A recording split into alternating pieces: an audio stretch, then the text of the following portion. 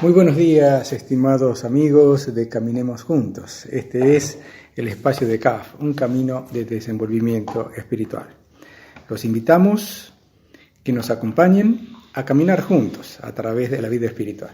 Estamos acá, los caminantes son Félix, Manuel, Miguel, José quien les habla, y en los controles Roberto Pato Molina.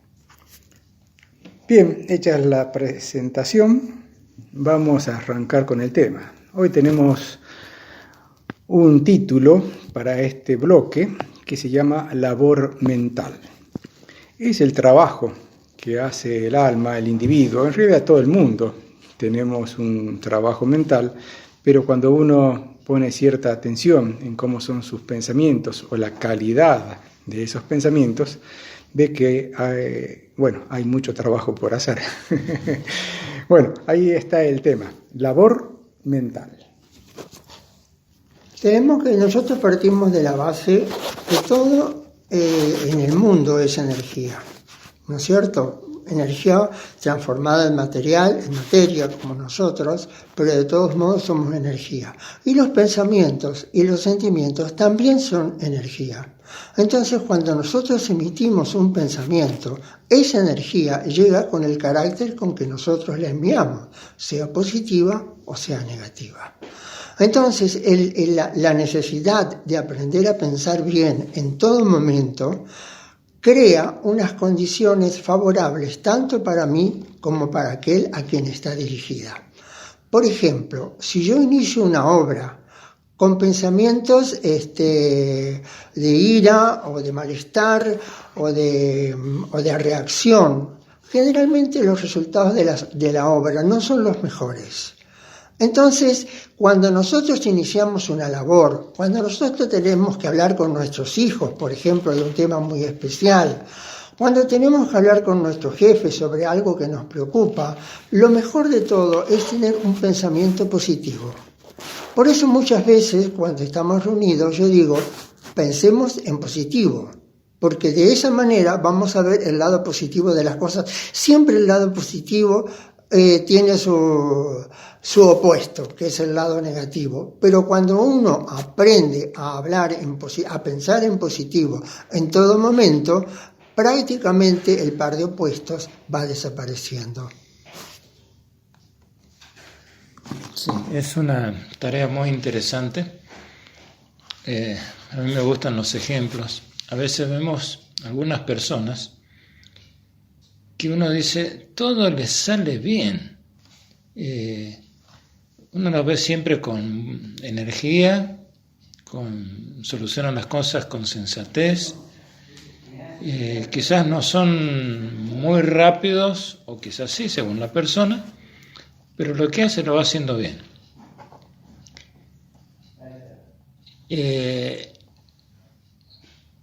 ¿Qué nos parece o qué me parece que ocurre en estos casos, diríamos, especiales? Quizás no sé si son tan especiales, pero llamémosle así. Es como que la persona tiene una buena intención de raíz y entonces lo que emprende, como se decía recién, nace con esa buena intención.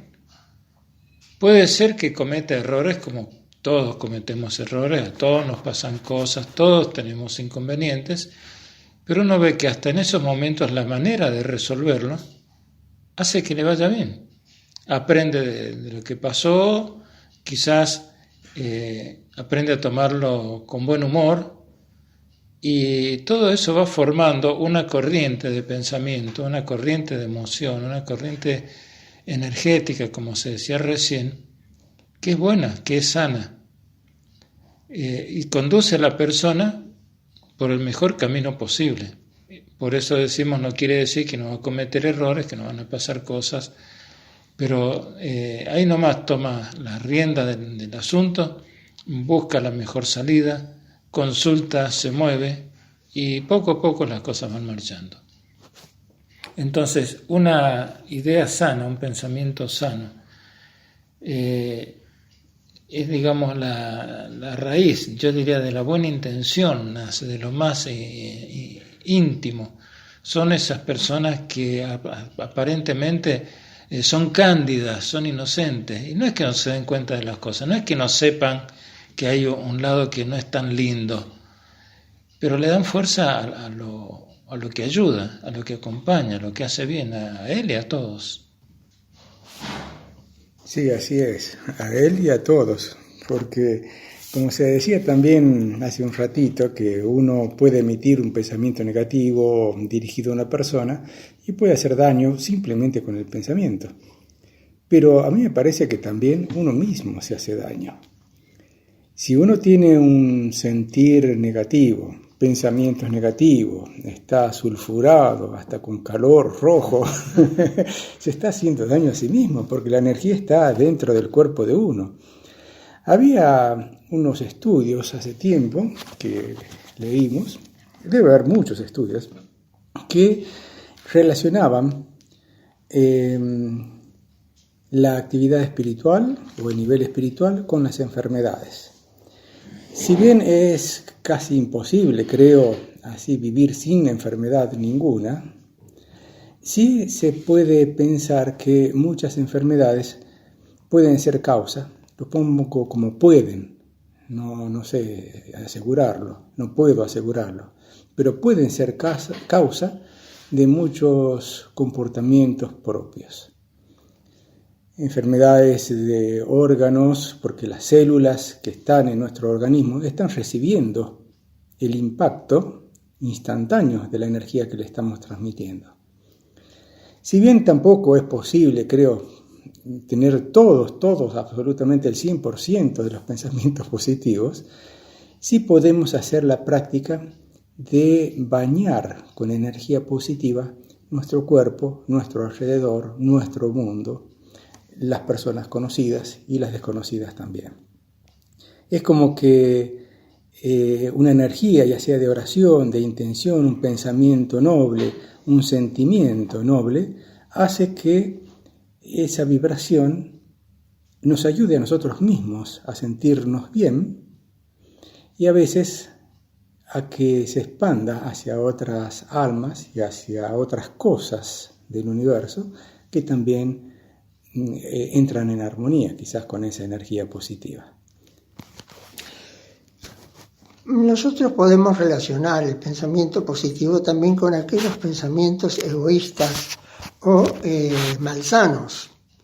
Generalmente surgen del deseo de posesión. Entonces eso encierra una carga negativa que repercute negativamente en el proyecto que estoy realizando como en aquellos que participan del proyecto.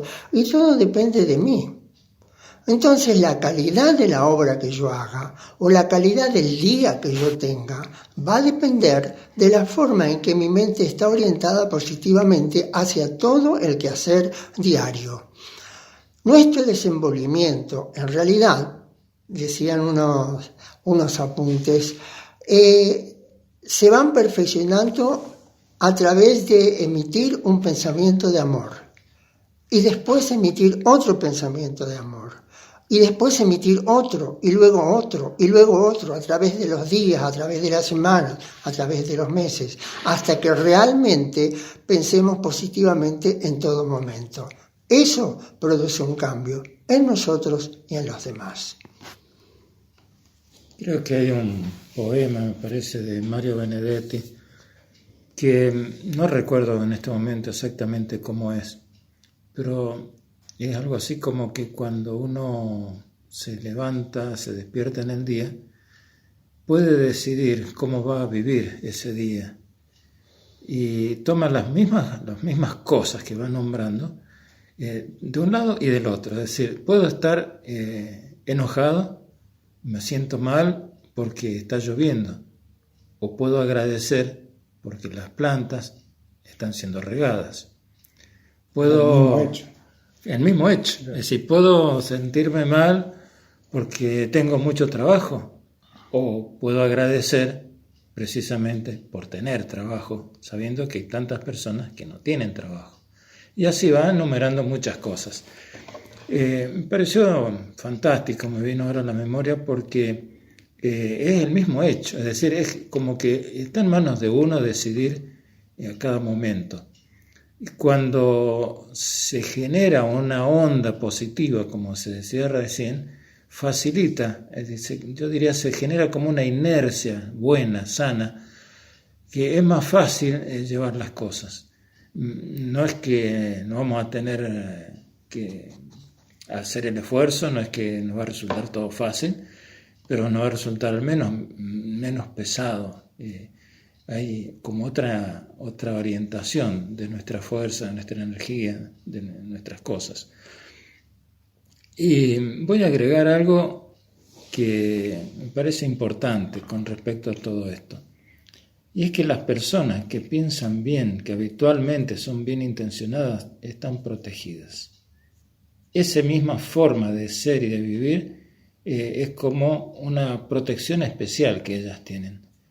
Y a veces hemos visto ejemplos, a veces, digamos, narrados, no voy a citar nombres ni personas, en que alguien piensa mal de otro, qué sé yo, estar haciendo eso porque se quiere destacar, o siempre el mismo, o lo que fuera, no importa.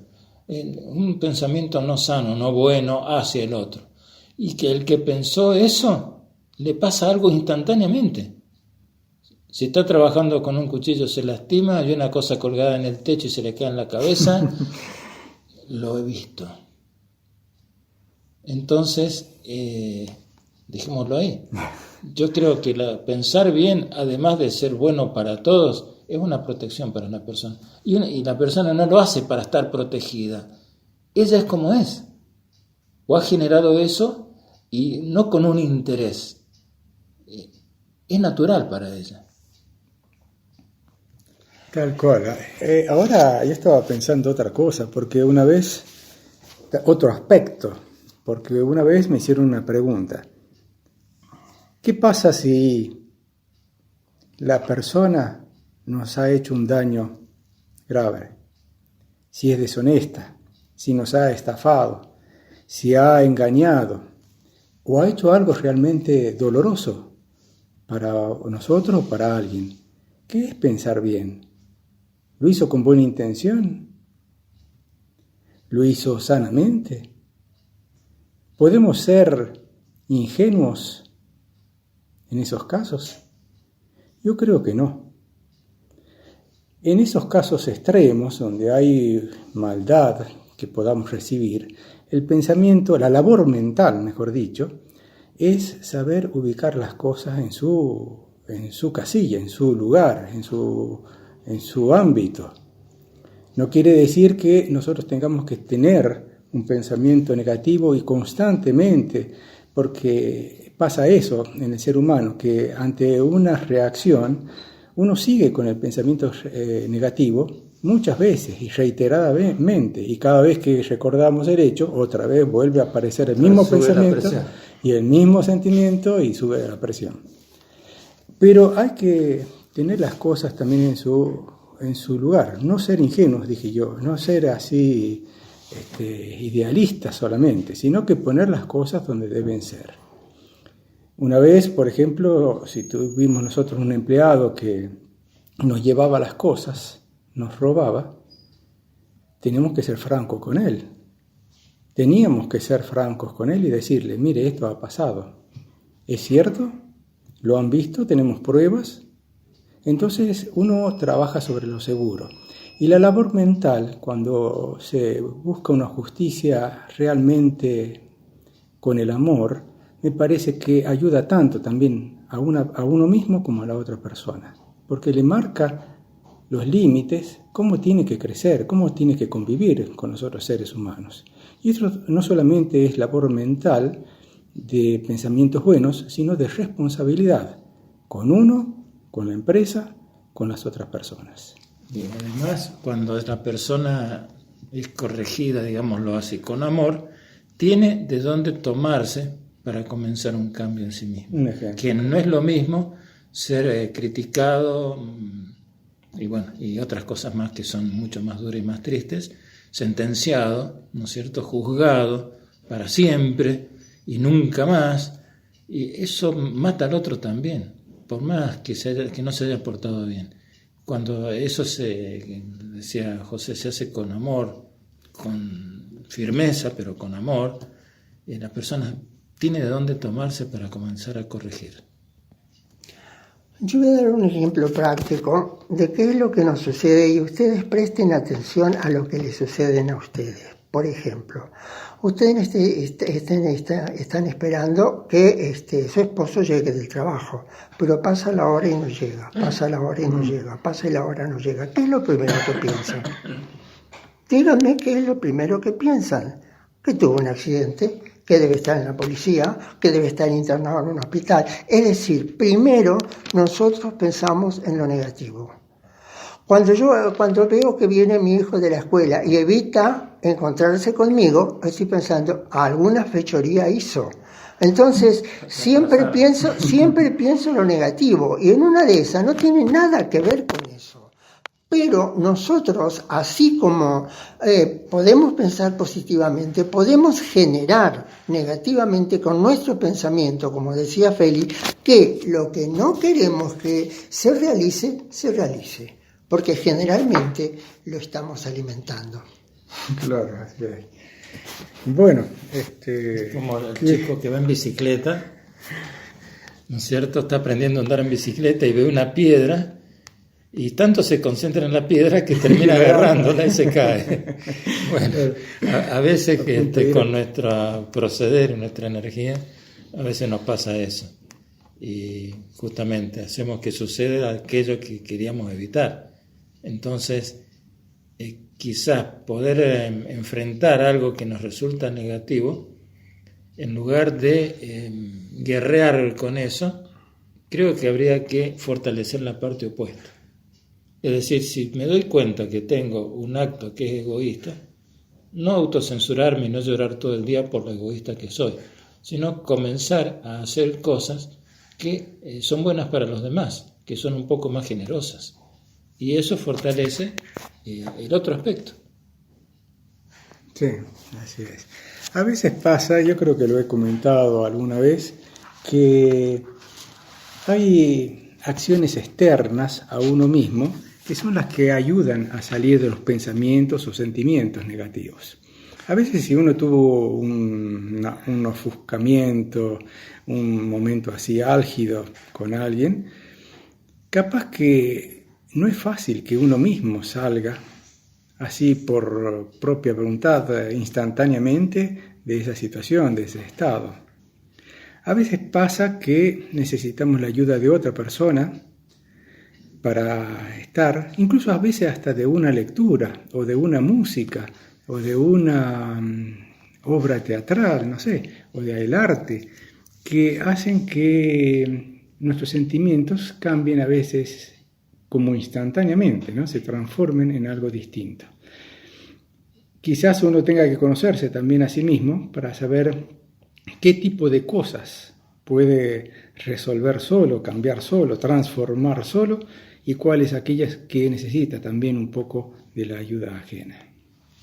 Hay otro aspecto aquí, como somos seres totales, no podemos separar solamente lo mental por un lado y laborar solamente en lo mental.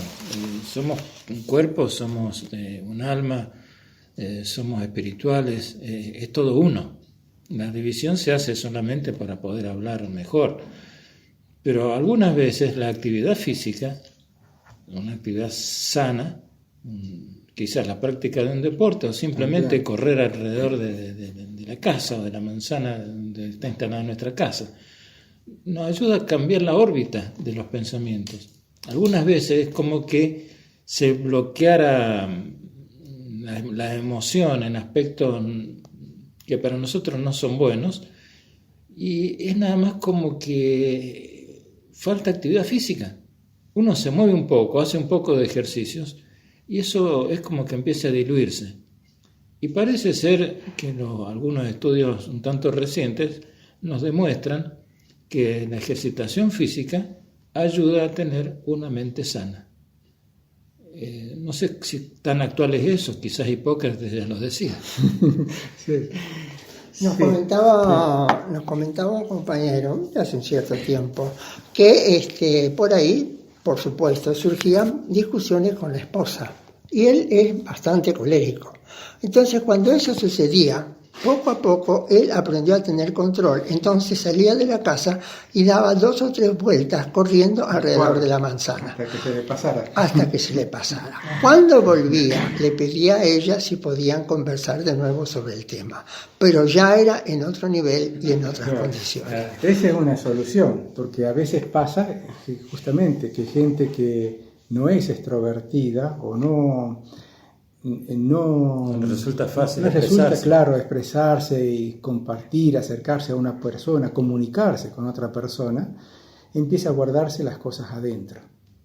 Y eso también es otra situación negativa, porque por algún lado después Explota. cae la gastritis, la úlcera y otras cosas más que voy a saber qué pasan. Entonces, saber elaborar la situación, buscar el punto de acceso que tenga la otra persona para saber cómo comunicarse, cómo llegar, cómo construir realmente una buena relación, es todo un ámbito espiritual. También ayuda, por supuesto está implícito ya en lo que se dijo, que si uno tiene una actitud determinada, va enlazando la propia intención con que le da con los demás, y estamos relacionados. O sea, que tenemos conciencia de que todo lo que nosotros hacemos y pensamos influye en los demás. Y eso nos ayuda justamente a tener conciencia de lo que podemos hacer para mejorar las relaciones. Algunos llaman que nosotros vivimos en una red. Nosotros en CAF hablamos del cuerpo místico. Es como si nosotros dentro del camino formáramos un cuerpo místico. Y ese cuerpo místico, ¿no es cierto?, que es una red realmente, forma parte del cuerpo místico del mundo. Entonces, si una célula, como nosotros, actuamos de una manera positiva, eso incide, aunque sea insignificantemente, en la totalidad. Como una gota de agua transforma un océano. Por eso dicen nuestros textos, pensar bien es estar en el buen camino. Claro, así es. Bueno, ahora los vamos a invitar a gozar un poco de música, elevar el espíritu, elevar la emoción y volvemos enseguida para que sigamos caminando juntos.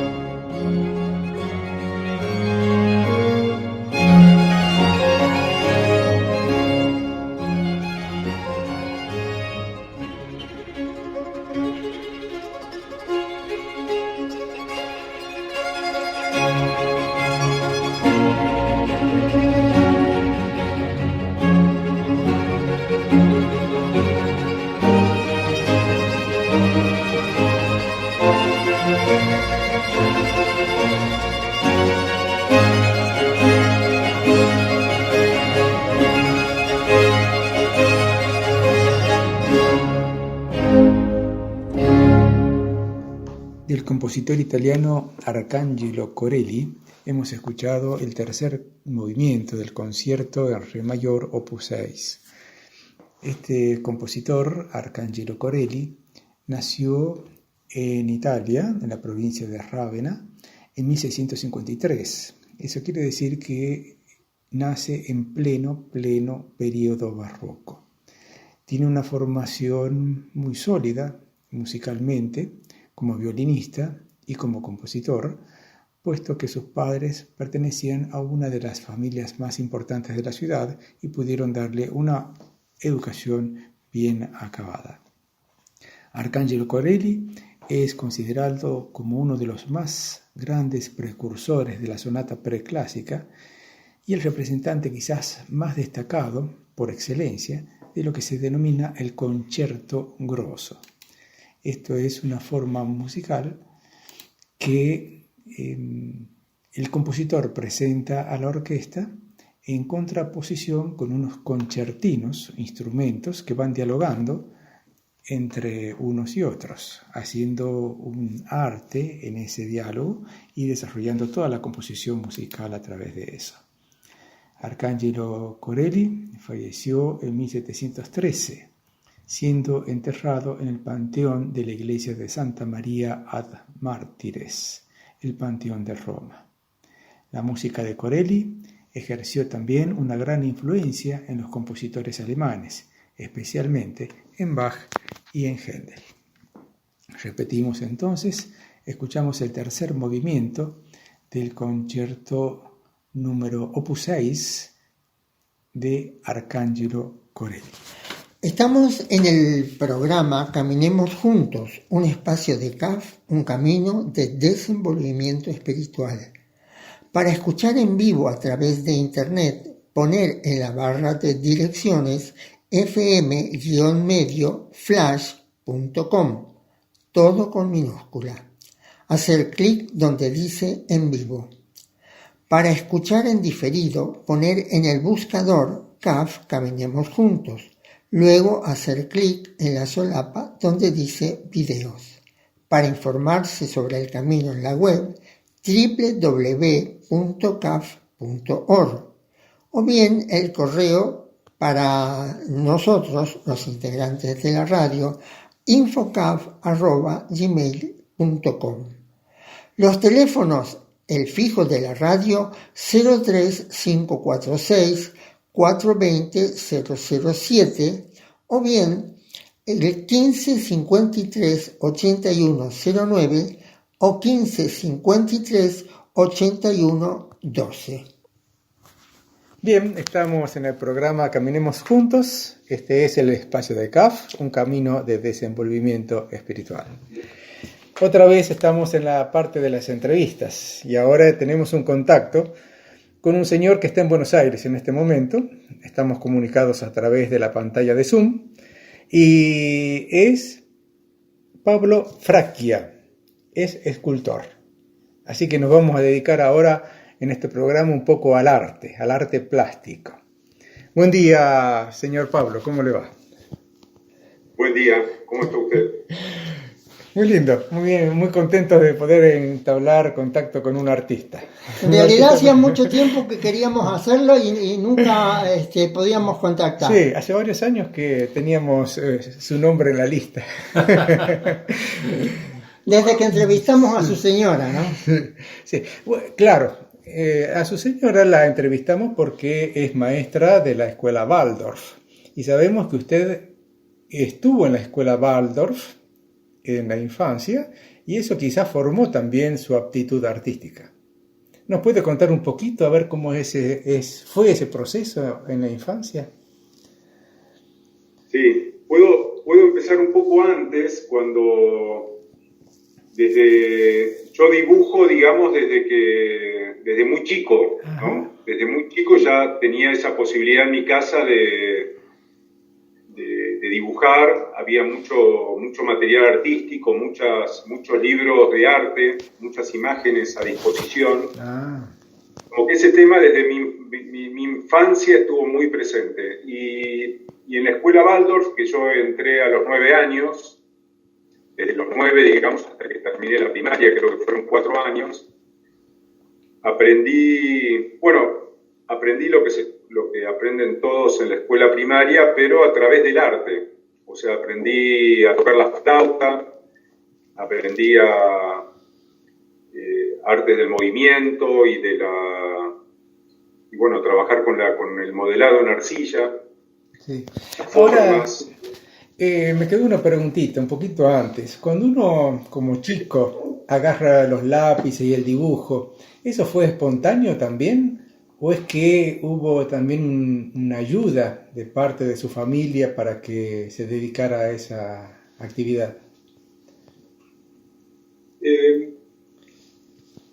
Mi padre era arquitecto y dibujaba bien también. O sea, cuando uno es un niño, uno imita, ¿no? Imita, y si uno tiene los elementos, digamos, a disposición, uno los toma porque bueno, es como un juego. El arte y el juego es algo que está muy cercano, por no decir ahora que es casi lo mismo, ¿no? Pero cuando un niño juega, se forma él mismo, y después cuando uno decide ser artista, uno de alguna manera sigue jugando, ¿no? Y bueno, es un poco esas posibilidades. Un elemento importante que puedo agregar acá, en mi casa no había televisión tampoco, eso mis padres tenían claro que no. Nosotros somos 6 hermanos, muy seguidos todos, jugábamos mucho, nos peleábamos mucho también entre nosotros, sí, claro. pero digamos que no teníamos televisión, y eso creo que ayudó mucho a hacer alguna actividad artística, además de su actividad profesional. Tengo un hermano que también es biólogo, científico, pero bueno, todos tenemos una actividad artística, como la música, por ejemplo. Yo además me dedico un poco a la música en forma de hobby, ¿no? Pero... Lindo. Bueno, y Pablo, supongamos que ya ha pasado la época de la primaria, la formación Waldorf, donde, bueno, brota un poquito más el arte que uno trae dentro. Y después, ¿cómo sigue la formación artística o profesional? ¿Cómo sigue la historia? Después, cuando terminé el colegio secundario, que ese no fue un colegio Waldorf, fue un colegio nacional, acá en Buenos Aires, donde, bueno, de alguna manera lo que durante toda esa etapa, además del colegio, que no era muy interesante, el colegio nacional en el cual fui, yo hacía música, tocaba la guitarra, y bueno, y eso me permitió un poco continuar con la cuestión artística, plástica, porque la música también es plástica, ¿no? Es arte. Sí, es arte. Y cuando terminé, hice la formación de arquitecto en Buenos Aires, y bueno, la arquitectura tiene una parte artística, ¿no? Muy fuerte también. Y al final de la carrera descubrí la escultura en un taller donde participé más o menos 10 años, y en el medio también estuve 2 años en Europa, donde participé en Viena, fui a una escuela de arte y trabajé de arquitecto para, digamos, poder sostenerme económicamente, vivir. Trabajé como dibujante de arquitectura.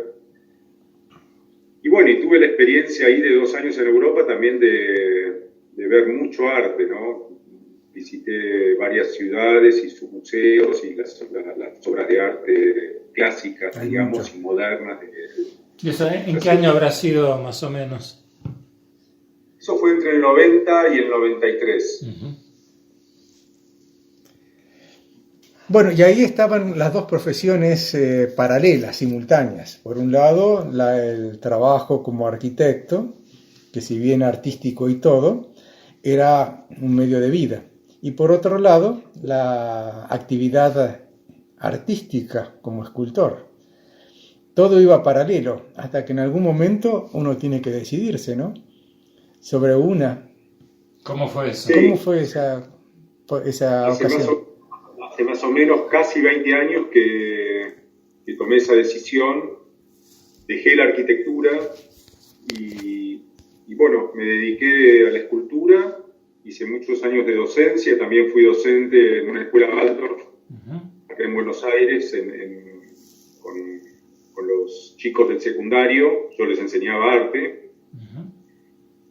Y bueno, y ahora en los últimos años estoy dedicado exclusivamente al trabajo de la escultura. Yo trabajo con madera, con piedra, también con metal. Y trabajo las formas libres, digamos, las formas libres de figuración. Las formas se pueden decir abstractas, pero por ahí se entiende más que son libres de figuración, ¿no? ¿Eso quiere decir que es siempre una interpretación de alguna forma, así, cuando lo que usted expresa a través de la escultura? ¿A qué se le llamaría así? Yo trabajo, es difícil de explicarlo así, digamos... Sí, sin verlo. Claro, sin verlo. Pero yo trabajo las formas, no hago objetos conocidos, digamos, no hago figura humana, no hago figuras animales, ni de figuras conocidas. Hago cosas que antes no existían, ¿no? Formas. Hace formas. Y trabajo, digamos, sí, ¿cómo? Formas. Hace formas. Esculpe formas. Formas que están compuestas de lleno y de vacío, digamos, ¿no? Claro. Porque ese es como lo esencial en la escultura. Lo esencial en la escultura es, como usted decía, las tres dimensiones, y es el espacio, digamos, es el espacio lleno de materia, y es el espacio vacío, que se podría decir, bueno, tiene una sustancia que es opuesta a la materia, no se puede decir una sustancia más sutil o espiritual, digamos, también, ¿no? Pero bueno, se trabaja con el lleno y el vacío, ¿no? Una pregunta, es decir, ¿qué tamaño tienen aproximadamente las esculturas que usted trabaja? ¿Son de mesa? ¿Son de pie? Y hago esculturas desde 10 centímetros, digamos, hasta 5 metros. Ahora estoy haciendo en Villa General Belgrano, estoy haciendo una de 5 metros. O sea, yo viajo seguido, tengo un taller en Buenos Aires y tengo otro taller en Villa General Belgrano, en la Sierra. Sí. Y alterno, digamos, ¿no? Estoy un tiempo en cada lugar. Y en Villa General Belgrano trabajamos con un grupo que hace poco hicimos unas esculturas en forma grupal, que están en el centro de Villa General Belgrano. Y ahora, bueno, estoy haciendo una escultura de 5 metros ahí, de madera. O sea que, bueno, abarco todos esos tamaños, digamos. Sí. Claro, yo le preguntaba porque la escultura, cuando excede, digamos, el tamaño de una persona, se le agrega una cuarta dimensión, que es el tiempo. Es decir, usted en una sola mirada no capta la totalidad, la recorre, ¿no es cierto? Entonces no es lo habitual cuando una pequeña uno simplemente si la puede dar vuelta o la puede girar y se da cuenta enseguida del contenido. Pero en las otras, cuando tiene un tamaño natural o más que lo natural, tiene que recorrerla. Y esa es parte de la dimensión de la escultura, ¿verdad? Claro, sí, eso es algo totalmente fundamental en la escultura, como la encaro yo también, ¿no? O sea, es necesario, como usted decía, exactamente, o sea, recorrerla y las formas que yo trabajo, lo que para mí tienen de interesante para mí, por eso digamos, siempre en esa búsqueda, es que cuando yo la empiezo la escultura, yo no sé hacia dónde voy. ¿No? O sea, yo dejo que la escultura al final me sorprenda la forma, o sea, que sea algo nuevo para mí, porque yo si yo trato de imaginar la escultura previamente y la hago un dibujo o hago un boceto, me salen formas que ya son como viejas, digamos, que son conocidas para mí. En cambio, si yo trabajo en la libertad, digamos, de la búsqueda, no sé hacia dónde voy, es lo mismo si uno decide hacer un viaje libre, digamos, sin saber a dónde va, simplemente sale a caminar, ¿no? Pero en el momento del trabajo, sí, Pablo, en el momento del trabajo, en esa creación, ¿usted va como descubriendo cómo va a ser la forma, por dónde va a ir esa creatividad? ¿Cómo se produce en ese momento? ¿Cómo es? ¿Cómo se produce en ese momento la creación? Claro, es como un momento muy, muy del presente, digamos, ¿no? Porque yo sí tengo que materializar una escultura grande, digamos, y hice el boceto previamente, es como que no disfruto del trabajo porque ya la hice la escultura en el boceto, digamos, la forma. En cambio yo todo el tiempo estoy creando en el presente, digamos. Estoy como... Tiene algunos momentos también de angustia porque uno a veces piensa que se equivocó o... No sabe por dónde ir. Y bueno, la escultura que más trabajo yo es escultura en madera y en piedra, en donde uno tiene el bloque y uno todo el tiempo saca material, ¿no? Claro, por eso. Y lo que ya sacó, claro, en ese caso, lo que ya sacó, ya quedó sin, claro, sin ese pedazo. Claro, la forma que yo voy a hacer ya está, de un principio ya está dentro del bloque, la forma. No sé cómo es, yo tengo que sacar, digamos, lo que sobra. Sí, así. Bueno, muchas veces me paso porque digo, uy, esto no lo tendría que haber sacado, pero ya lo saqué y bueno, y en ese, digamos, error me abre otras posibilidades de caminos nuevos que no hubieran surgido si no hubiera pasado eso. Claro, así es. Quiere decir que usted dentro de las esculturas, por ejemplo, no tiene un tema de preferencia para trabajar.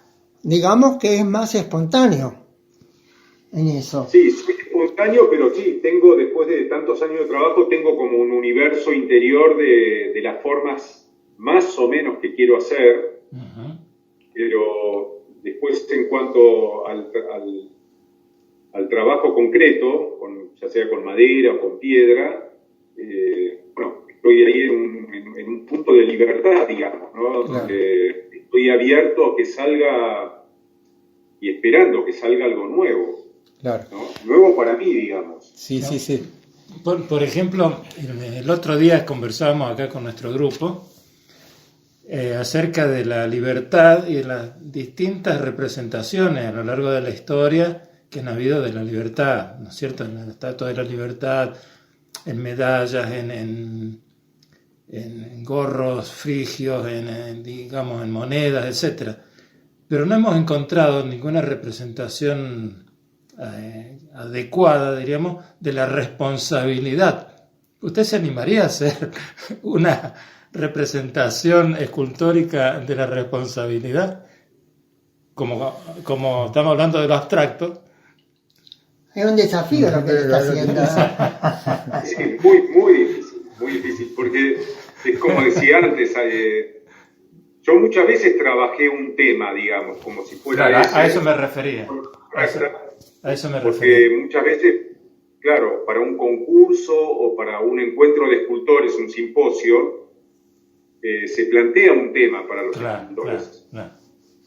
En general hay muchos escultores que lo trabajan en forma figurativa, que de alguna manera es más fácil representar un tema porque, bueno, pero a mí me provoca mucho conflicto siempre cuando tengo que representar. Claro. No tiene que estar... Me acotan mucho la libertad, ¿no? Claro, obviamente. Me siento muy como... como restringido. Sí. Claro. Ahora... atado de manos, digamos. Sí. Claro, pero ahora en el momento de empezar a crear, usted elige quizás el tamaño de la pieza. Eso ya es una dimensión. Si va a ser algo pequeño de 10 centímetros o algo de 5 metros, ya hay alguna diferencia, ¿no? Sí, eso es un poco porque, bueno, a veces trabajo por encargo y me piden una obra de tal tamaño porque va a ser para tal lugar o si va a ser grande, pues va a ser para un espacio abierto o va a ser para una biblioteca, digamos, una pieza muy, muy pequeña. Entonces, bueno, ahí elijo el material adecuado. Sí. O sea, siempre trato cuando elijo el material de aprovecharlo al máximo, digamos, ¿no? Una pregunta, ¿cómo se siente usted interiormente cuando está trabajando? Y yo me siento, a mí lo que más me gusta hacer es crear estas formas. En ese momento es cuando mejor me siento. ¿Se olvida del mundo? ¿Se olvida del mundo? Sí, de alguna manera sí. Me olvido del mundo, pero al mismo tiempo estoy muy presente, digamos, en el mundo. Claro. ¿No? Yo tal vez me olvido un poco de los problemas Cotidiano. de los problemas cotidianos, pero digamos que me siento muy presente. Es lo que me siento como que yo vine a hacer esto, digamos, de alguna manera. También tengo mi familia y, bueno, mis hijos están grandes, me ocupo de ellos, estoy atento, digamos, a sus necesidades y su vida, claro. Claro, es todo integrado. Bueno, en el momento en que estoy trabajando es esa dedicación. Sí. ¿Hay alguna de las obras suyas por la que tenga una cierta predilección?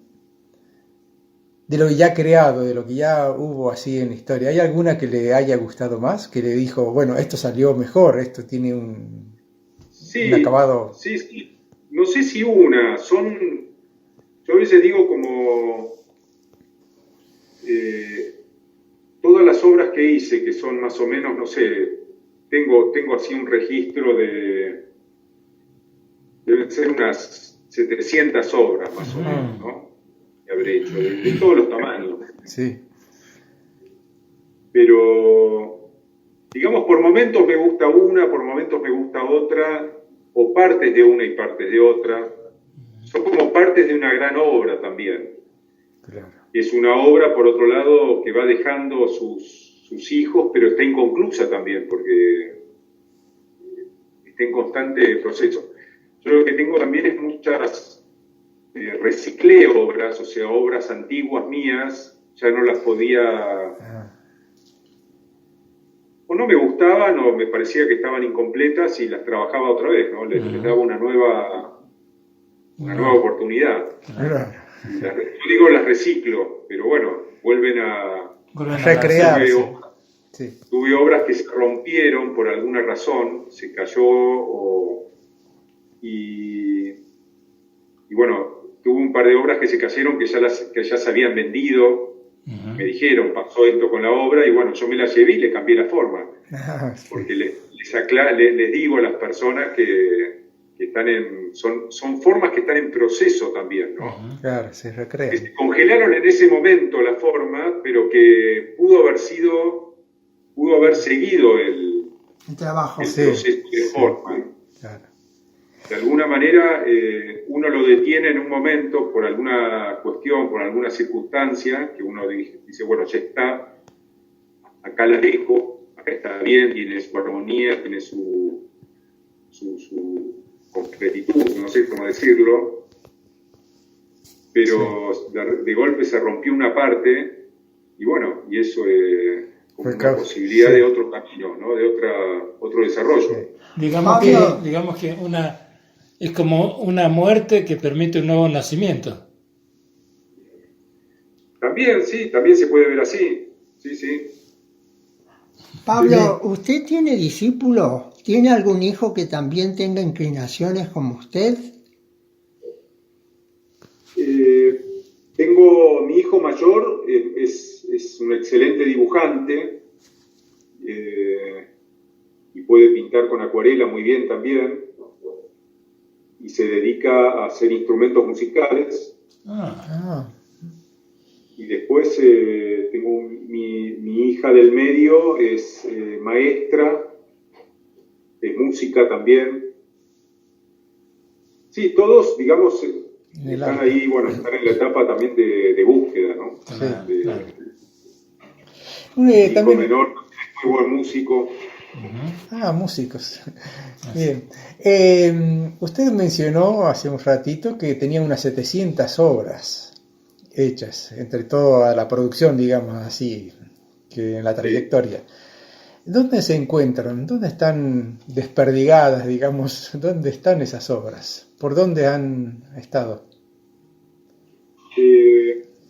Bueno, la mayoría no sé dónde están, realmente. No conozco porque se vendieron, digamos, a través de galerías de arte y bueno, a veces uno les pierde, digamos, rastro. Sí. Y después tengo obras de gran tamaño que están en espacios públicos, varias en el interior de la Argentina. Tengo algunas obras en Chile, en Bolivia, tengo una obra en Uruguay también, que fueron realizadas en estos simposios, encuentros de escultores, ¿no? donde Boca, un municipio, una ciudad convoca a un grupo de escultores de distintos países, Sí. y en 10 días realizan la escultura en el lugar y la escultura queda para ese lugar. Claro.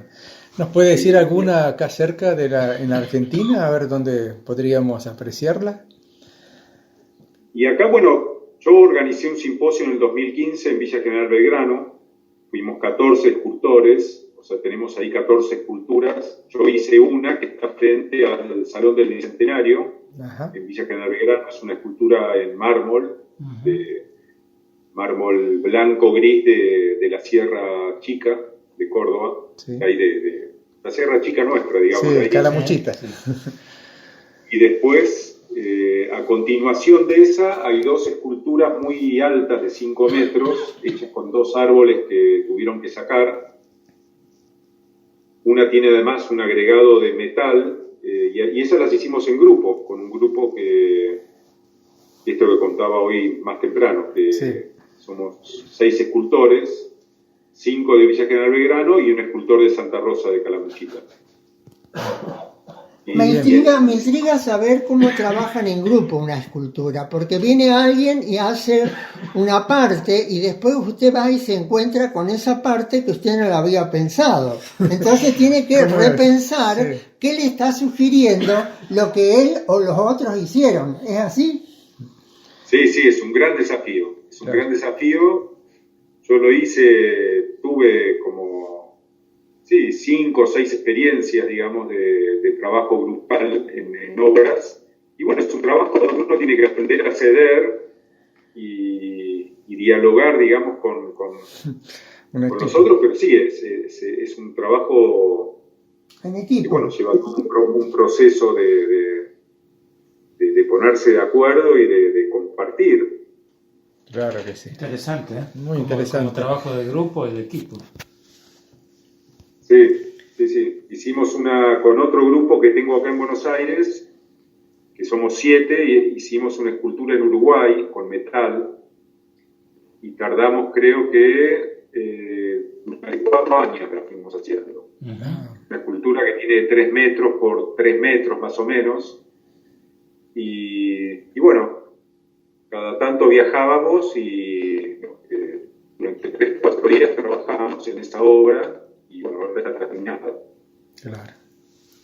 Se corta Bueno, un poco. sí, se nos corta un poquito la transmisión.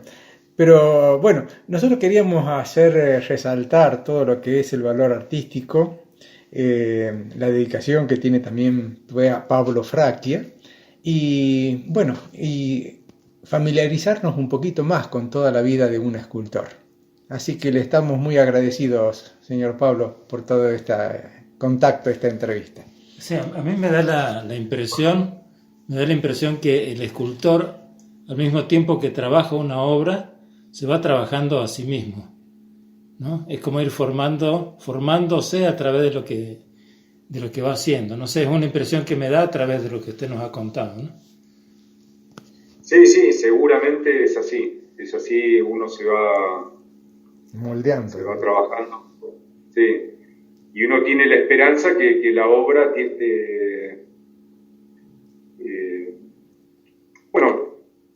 la obra tiene que tener como no sé cómo explicarlo, pero tiene que ser sanadora de alguna manera, ¿no? Claro. O sea, sanadora para uno y sanadora para los demás. Así Digamos que uno lo hace para uno, porque yo las obras las hago para mí, por más que sea un encargo, pero hago mi obra, ¿no? Pero después, bueno, esas obras van a estar en un espacio público, van a estar en alguna casa particular, y de alguna manera tienen que tener como una cuestión, sí, puedo decir como sanadora, Sí, tienen claro. que Constructor. porque también Sí. uno tiene que estar, tener en cuenta que las obras también pueden dañar, ¿no? Hay formas que pueden dañar Sí, también. también. Sentirse agredidos por la obra. Claro, también pasa. Bueno, muy bien. Y bueno, el arte tiene ciertos límites, ¿no? Que no puede Cambiar. pasar. Así Sí. es, así es. Claro. Por ahí en una película de cine uno lo entiende mucho más. Hay ciertas cosas que no se pueden mostrar, digamos, porque le harían mal al otro. Claro. Entonces, en la obra, por más que es abstracta, pero a veces puede ser que la obra tenga un carácter como agresivo, digamos, hacia el otro, ¿no? Claro, como fuera. Uno trata que, claro, bueno, no sé, es un tema bastante delicado. Sí, difícil, es otro digamos, tema. Así es. No, el artista expresa, a veces expresa lo grandioso o lo duro, lo difícil, lo tremendo también. Todo eso está en el arte. En esa Claro, pero todo tiene que estar dentro de lo bello, digamos. Claro. Sí. De la belleza, que es como la... Sí. O eh, sea, la belleza... en Bueno, esas perdón. exposiciones que ha hecho, o en algunas, Sí. usted se ha acercado a la gente y le pregunta, por ejemplo, ¿qué emociones le despierta ver esa escultura? Como para tener una idea de qué es lo que le está llegando a usted, a ella, de lo que usted volcó sobre la escultura. No, nunca, o sea, no lo hice así con gente desconocida en la exposición, Sí. no. Sería interesante, ¿no? Como feedback. Como meterse en ese mundo, ¿no? Tal vez es un mundo difícil, como que hay que meterse como otro mundo, ¿no? De alguna manera, porque lo podría, como sería para otra, digamos, otra persona, tal vez podría hacer eso, ¿no? Claro, es delicado porque podría parecer invasivo. Claro. O sea, tendría que haber un acuerdo previo, un permiso, no sé cómo decirlo. Parte del respeto del sentimiento ajeno, ¿no es cierto? Sí. Bueno, aquí estamos, entonces llegamos a otra vez. Nos despedimos de nuevo, entonces muchas gracias, Pablo Fracchia. Es arquitecto y es sobre todo escultor. Escultor de madera, de piedra, metal. Trabaja en Buenos Aires y En en Villa General Belgrano. Bueno, Así que probablemente nos volvamos a encontrar. muchas gracias y por atendernos y felicitaciones por todo su trabajo.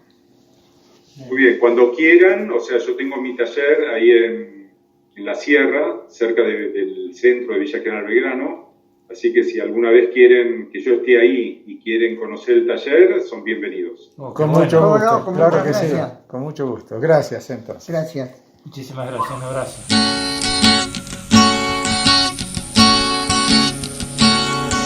Sobre el verde terciopelo juegan los niños del cielo y las estrellas fugaces cuentan sus vidas audaces. Na, na, na, na, na, na, na, na, na, na, na, na, na, na, na, na, na.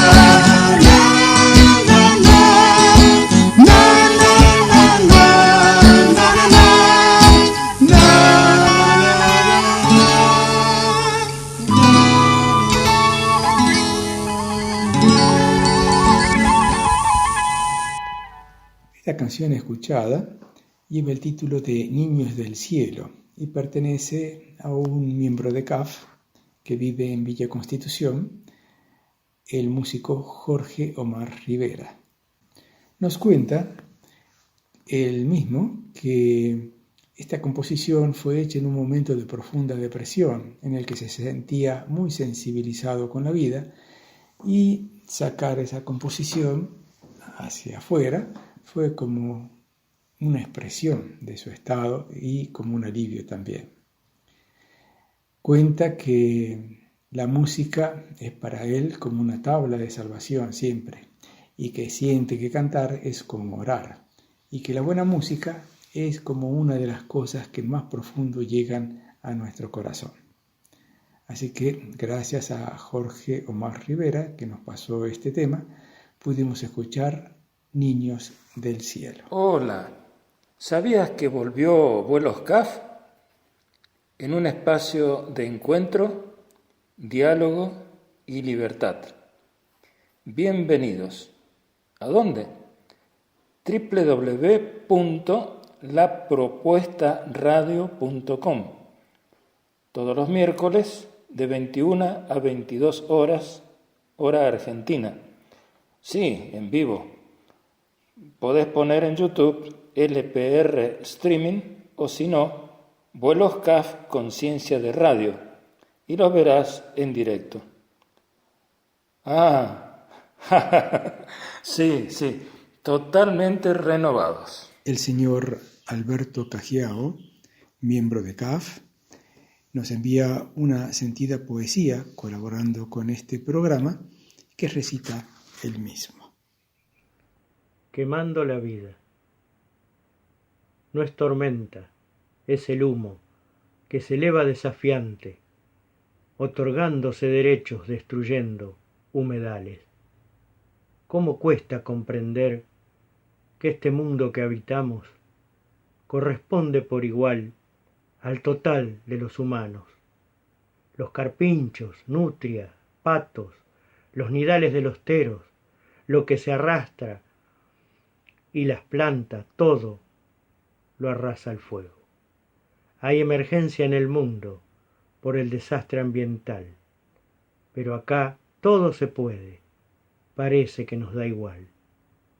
Todos tenemos derechos que han costado sufrimiento, pero parece que al hombre le gustan los escarmientos.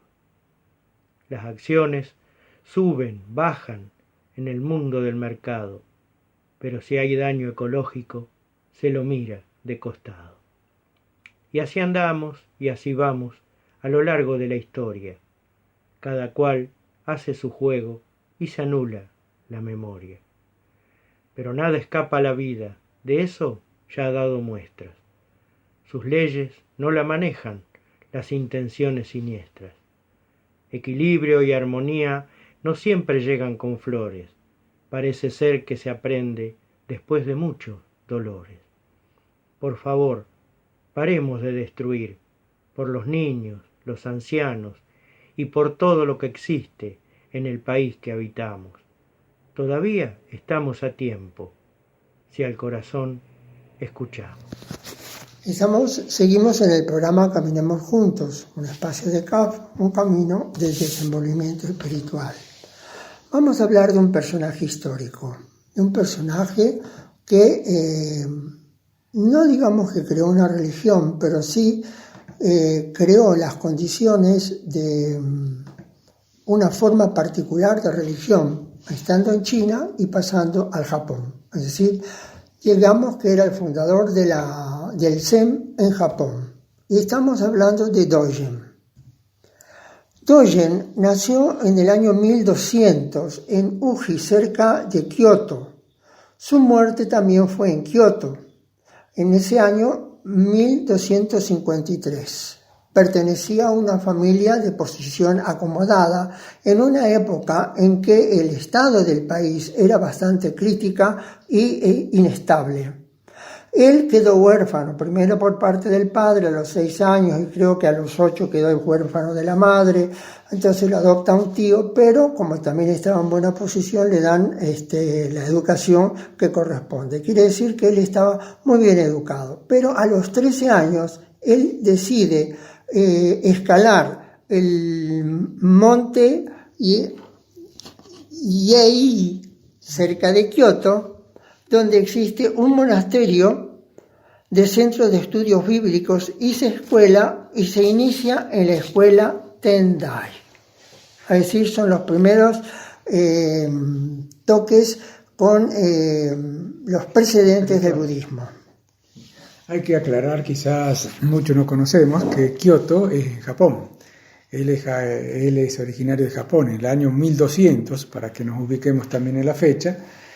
Y bueno, lo que él estudia ahí no son textos bíblicos, deben ser otros textos sagrados donde, bueno, se les instruyen de la tradición japonesa, quizás del budismo y todo eso. Quizás la curiosidad que dice, según dice la anécdota, que la madre antes de morir está en el lecho de muerte y él está junto a sus pies y la madre le pide así que él se haga monje, que sea como una ofrenda para la humanidad y un paso para el bien de todos, que busque la verdad, que busque a Dios, que busque lo trascendente. Esa es la anécdota, quizás es el relato que hay, la leyenda que hay de esa época y de su vida, pero lo importante es que él, a pesar de su juventud, con 12, 13 años, ya empieza a sentir una inclinación hacia la vida monástica, hacia la vida apartada, y empieza a asumir quizás esa misión, quizás tenía esa misión de buscar el budismo y de llevarlo nuevamente al Japón. Sí, es una época que se denomina Edad Media japonesa, en la época, y entre otras cosas se caracteriza también por lo mismo, o muy parecido a lo que ocurre en la Edad Media europea, en que había señores feudales, no sé si se llamarían así, pero eran príncipes o reyes, o no sé cómo se llamaban, que se enfrentaban entre sí, estaban en guerra, predominaban uno sobre el otro. O sea que toda la cuestión política era bastante agitada. Y también como característica de la época, tanto, yo creo que en todas partes era así en esos años, estaba también el tema de la justicia por mano propia, estaban las castas, es decir, aquellos que eran militares o samuráis o tenían una categoría, la gente del pueblo, el campesinado tenía otra, no podía aspirar a más. Digamos, el que nacía pobre cultivando arroz, moría pobre cultivando arroz. Es toda una época, si se quiere, similar, a grandes rasgos, a lo que se conoció en Europa. Y el monacato, la religión, parece ser que lo que predominaba eran, entre otras cosas, entre otras religiones, que no sé, estaba el sintoísmo y otras más, estaba también el budismo. Y un aspecto interesante es que todo este aspecto religioso estaba un poco como en decadencia. Se habían ido un poco por las ramas, diríamos, según lo que nos cuentan los historiadores, se le daba demasiada importancia al ceremonial, a todo el aspecto externo, pero no tenía mucha importancia la vida interna de la persona. Y eso es lo que trata de reformar y de rescatar Dogen. Dogen en realidad recorrió muchos monasterios, porque en todas las experiencias que tuvo siempre se sentía insatisfecho. Es como no llegaba a lo que él buscaba. No sabía exactamente qué es lo que buscaba, pero lo que sabía era que lo que recibía no le satisfacía. Y fíjense una de las preguntas que él hace. ¿Por qué hay que entrenarse y adoptar prácticas para alcanzar el estado de Buda si el Buda está en nosotros? Pero esa respuesta nadie se la pudo dar, o por lo menos nadie se la pudo dar de una manera convincente.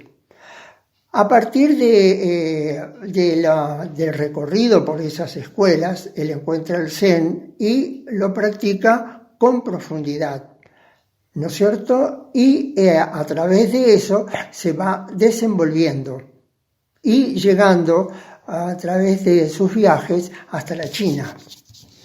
Sí, es interesante también que yo veo que en todas partes del mundo ha habido almas y hay almas que buscan algo trascendente, algo que está más allá de lo común, de lo que la tradición está señalando.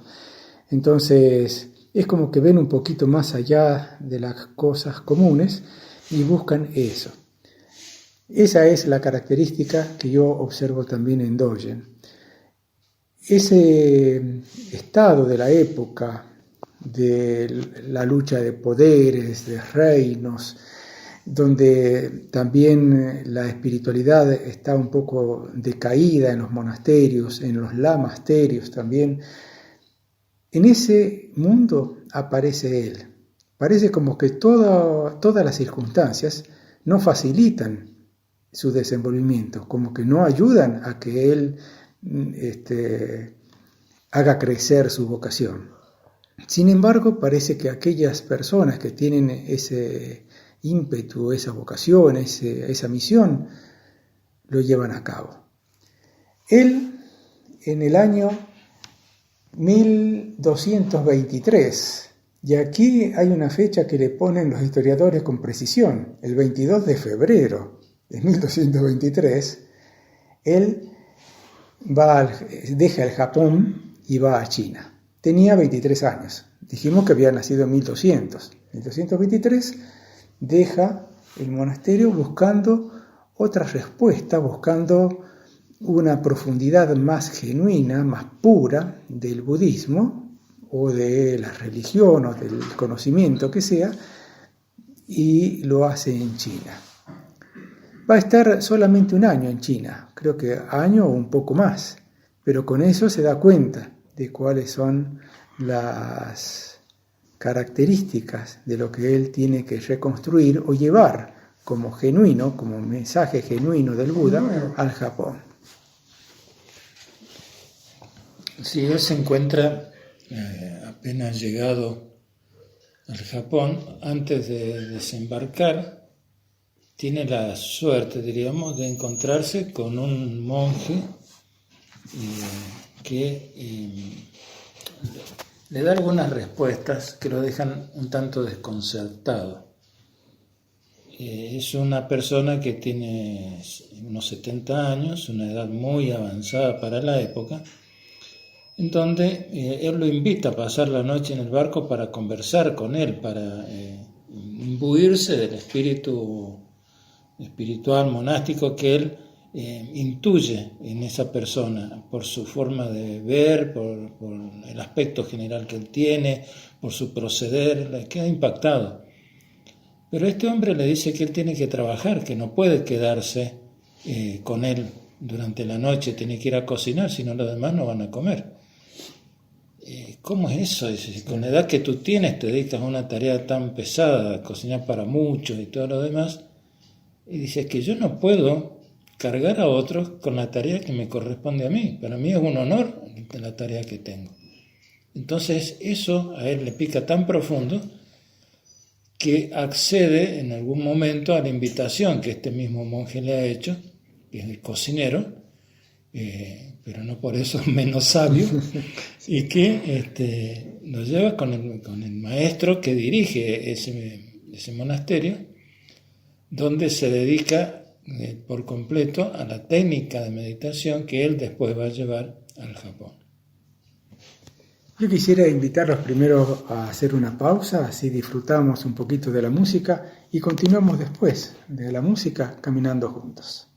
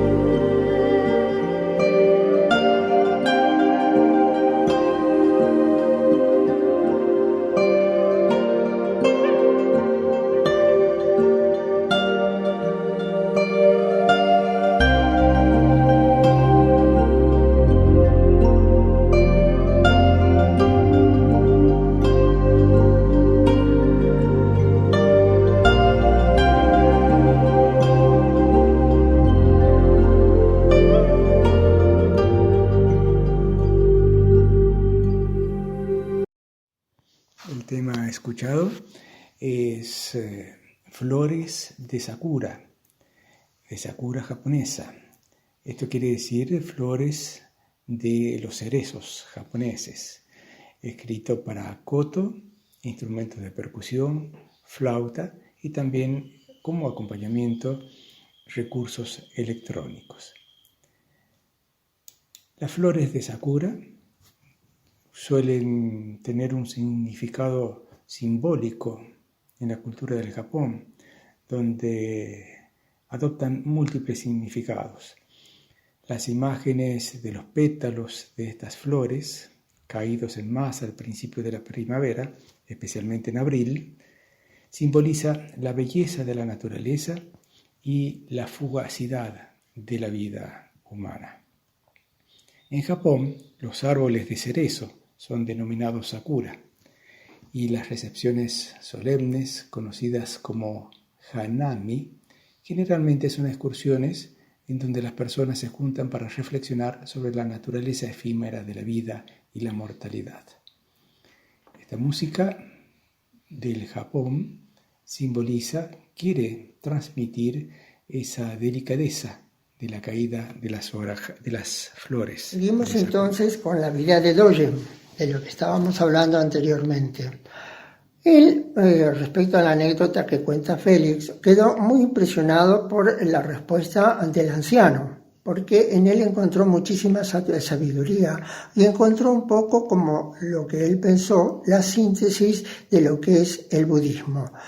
El viejito en un determinado momento, cuando él le hace la pregunta que le hace, le dice: usted es muy ignorante de lo que es el budismo. Y no le dijo más nada.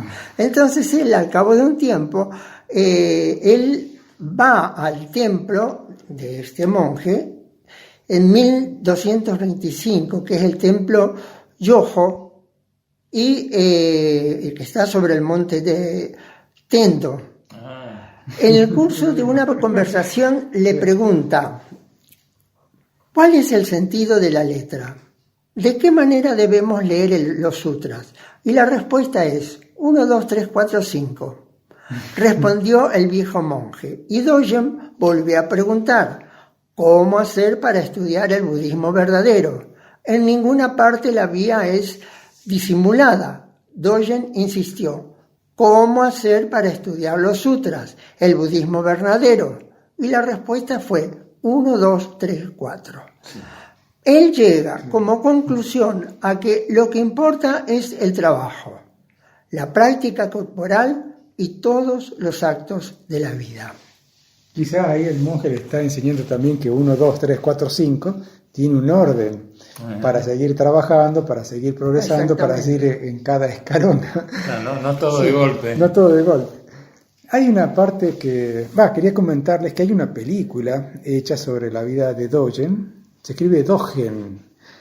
En la película se llama Zen. Quizás se pueda buscar en YouTube o en algunos lugares donde están algunas plataformas de películas. Vale mucho la pena, es muy linda. Debe tener sus licencias literarias, sus licencias cinematográficas, porque hay muchos detalles que no salen en las biografías que están escritas. Una de esas, pero sí tiene muchas enseñanzas. De alguna manera quizás son elementos que usan los que dirigen las películas para transmitir parte de la doctrina, claro, que él de alguna manera personaliza para llevarse al Japón, digamos. Así es, del Zen. Una de ellas, por ejemplo, es muy interesante.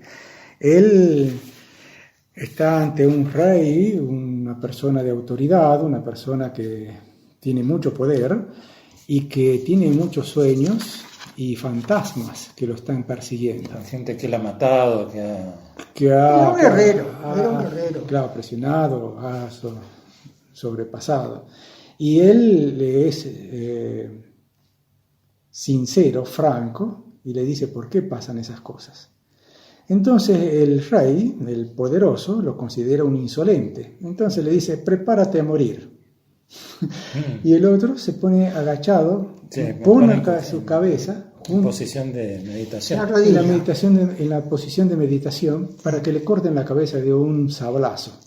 Y lo está por hacer el rey.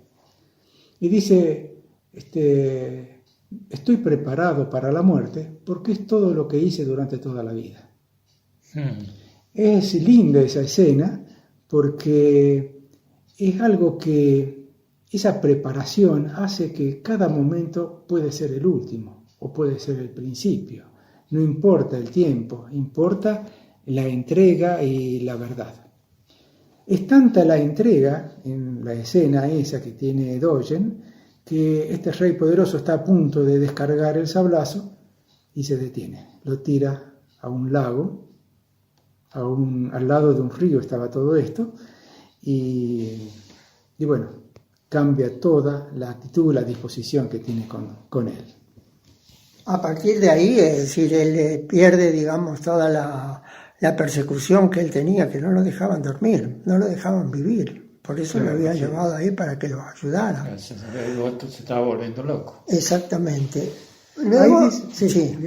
Bueno, ahí parte de la historia ya sí relata que este señor, poderoso, no sé qué título tendría, le ofrece a Dogen quedarse en su territorio, que va a construir un gran templo, un gran lamasterio, donde él puede dirigir a todos los monjes de ese país, de ese lugar, de esa región. Los lamasterios son los lamas del Tíbet. Son los lamas del Tíbet. Entonces este es un monasterio. Sí. Bueno, entonces él le dice que no, que agradece todo, pero dice que no. Su misión está en las tierras donde él nació, en Kioto, donde ahí tiene que volver a llevar las reglas, la verdad, el budismo zen, el que él ha conocido, el que él ha experimentado y que él de alguna manera ha realizado. Dogen se instala, por último, en el monasterio de Genjin-ji y, digamos, la característica de esto es que él escribe su primera obra, que son las reglas universales de la práctica zen. Digamos, el valor que tiene lo que él hace es llevar el budismo zen al Japón, que eso no existía en esas condiciones. Y de alguna manera se hace precursor de un movimiento que realmente altera todo el sistema religioso de la época. Se levantan contra él, él funda un monasterio, pero como consecuencia de las persecuciones, él levanta el monasterio y se va a otro lado, porque quería vivir en paz y poder. Le quemaron el monasterio, y él con sus monjes se va a otro lugar donde ya no lo molestaron, porque fue asistido por un noble que le dio los fondos necesarios para poder construirlo, y así lo hizo. Sí, ahí se ve que la obra de él, después de toda su vida de trabajar para que el budismo zen volviera al Japón en su forma genuina, tuvo su resultado. A pesar de todas las contrariedades, el budismo zen está hoy en Japón. Quiere decir, y en el mundo. La enseñanza de él de alguna manera trasciende los siglos, porque es simplemente, digamos, milenario. Así es, a eso quería llegar. Él, su obra la ha realizado, ya se ha expandido. Él muere a los 52 años, entonces 1252. Un anciano de 52 años. Un anciano de 52 años. Cayó gravemente enfermo, dice la historia. Trató de ir a su ciudad natal, Kioto, para hacerse cuidar, pero sin éxito. Se extinguió el 28 de agosto de 1253 en el templo de Takatsuji.